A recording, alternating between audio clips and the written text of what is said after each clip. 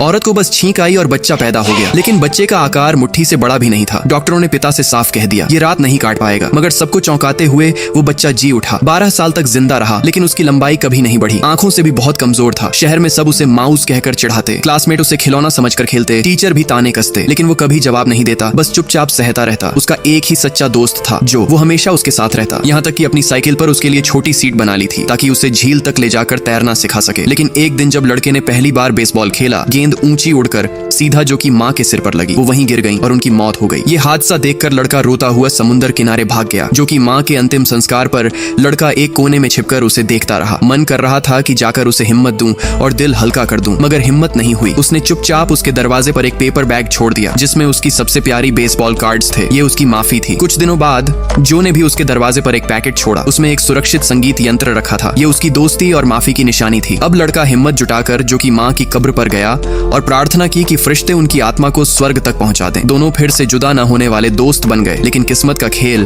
अभी बाकी था। स्कूल बस पहाड़ी रास्ते से गुजर रही थी, तभी अचानक एक हिरण सामने आ गया। ड्राइवर ने स्टीयरिंग घुमाया और बस पहाड़ से नीचे गिर पड़ी। अंदर पानी भरने लगा। दर्जनों बच्चों से भरी बस में सिर्फ 2 बड़े थे और पादरी बेहोश हो चुके थे। डर के मारे ड्राइवर ने बस का दरवाजा खोल दिया। पानी अंदर घुस आया और वो खुद भाग निकला, बच्चों को मौत के मुंह में छोड़कर। अंदर अफरा तफरी मच गई। जो ने सबको संभालने की कोशिश की, लेकिन कोई नहीं सुन रहा था। तभी उस छोटे से लड़के की आवाज गूंजी, शांत रहो। उसकी गंभीर आवाज सुनकर सभी बच्चे चुप हो गए। उसने सबसे पहले बस का पिछला दरवाजा खोला, फिर पानी में जाकर बच्चों को एक लाइन में लगवाया। उसने जो को कहा, पहले पादरी को बाहर ले जाओ, फिर बच्चों को एक एक करके। लेकिन गिनती करने पर पता चला एक बच्चा गायब है। वो बिना सोचे समझे फिर से डूबती बस के अंदर चला गया। तभी टायर ढीले होकर बस नदी के बीच बहने लगी। जो ने ये देखा और तुरंत छलांग लगा दी। बस के अंदर पानी लड़के के सीने तक भर चुका था। उसने बच्चे को पाया। उसका पैर सीट में फंसा हुआ था। बहुत कोशिश करके उसे छुड़ाया और पीछे के दरवाजे की तरफ ले गया, लेकिन तेज धार से दरवाजा कसकर बंद हो चुका था। अब कोई रास्ता नहीं था। लड़के ने खिड़की की तरफ देखा। दोबारा गोता लगाकर बच्चे को ऊपर उठाया। बच्चा खिड़की पकड़कर खींचता रहा।